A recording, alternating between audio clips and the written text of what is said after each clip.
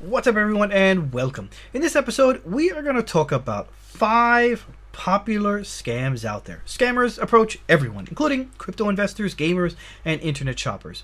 But no matter who the victim is or how sophisticated the scheme may be, there's always a way to sniff out fraud before it's too late. In this video, you'll find some solid clues that can help you determine if the person you're dealing with is legitimate or a scammer. Oh, drat these computers. They're so naughty and so complex. I could pinch them. We'll kick it off with the stick and or the carrot. Scammers often play on greed or fear. The first sign you're dealing with scammers is they can promise a potential victim the moon and the stars. For example, a large government payout or free cryptocurrency. The second, the fear, involves intimidation. Intentional behavior that can cause a person of reasonable apprehension to fear injury or harm to themselves. Following this strategy, scammers can send a video of the victim doing something immoral to all of their contacts or to ruin the reputation of their company's website. In both cases, cybercriminals are trying to short-circuit their victim's ability to respond rationally. If after reading such an email you feel inclined to do exactly what the sender asks, like follow a link, send money, call a number, go to Target and get a prepaid card and give the ID to the person on the phone, that's a very big warning sign. Take a deep breath, read the message again. Most likely you'll see for what it is, or it for what it is. It's a trick. Congratulations, you're doing a great job by wanting to learn about scammers and how they go about scamming you, and of course by watching my episode about it. I appreciate your support. If you think I can improve on anything or you just want to say hi, don't forget to leave a comment in the comment section below. I always look forward to reading your comments. And if you haven't already, subscribe to my channel and smash the bell to be notified when I upload new episodes where I give you insights into the newest important cybersecurity news stories like this one. With my insights, you can be better prepared to protect your company, your family, and yourself against these and other cyber attacks. So hit that subscribe button and let's continue to learn about this together. Scam number 2, the ticking clock. If emotionally charged situations can cause people to lose their power of critical thinking, then being in a hurry only heightens the problem. Scammers exploit that as well. For example, by setting tight deadlines. If a message says that you have only a couple of days, hours, or even minutes to claim a prize or buy sought-after equipment before it sells out, again, it's probably a scam.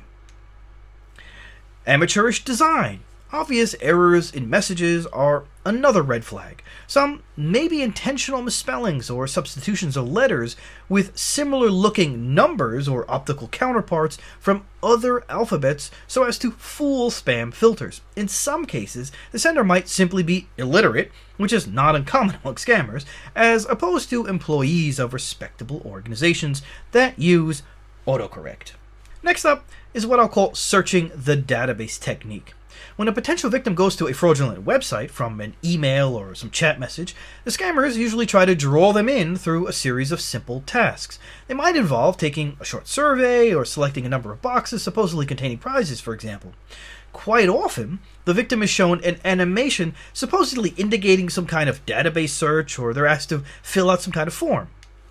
Sometimes, they might be invited to read fake reviews or comments from past winners.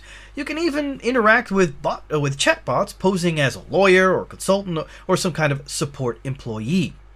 Regardless of the details, the overall purpose is simple and clear.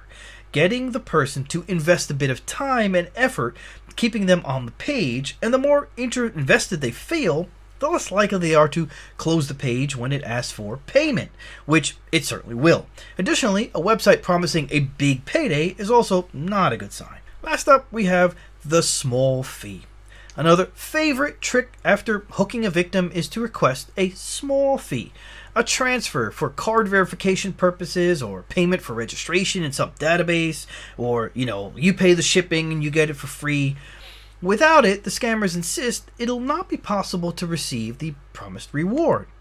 The asked for amount is usually quite small and insignificant against the prospect of untold riches, and may even come with an assurance of payback at a later date.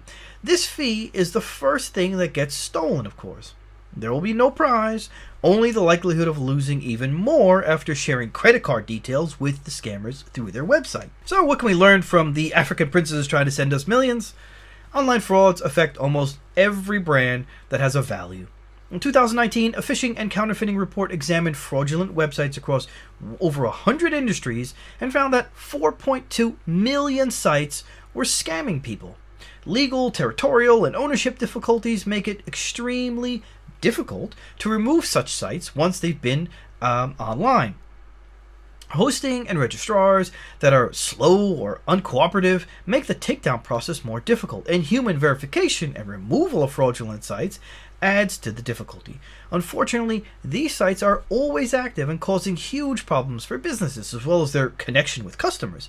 So for the next time, while dealing online, keep all the signs of scammers that I mentioned in this episode in mind to prevent any possible threat to yourself or employees in your company or anyone in your family for that matter. With that, I say thanks again for watching. Don't forget to share and subscribe if you haven't already, and smash the bell if you haven't already. And I'll see you on the next episode. Take care.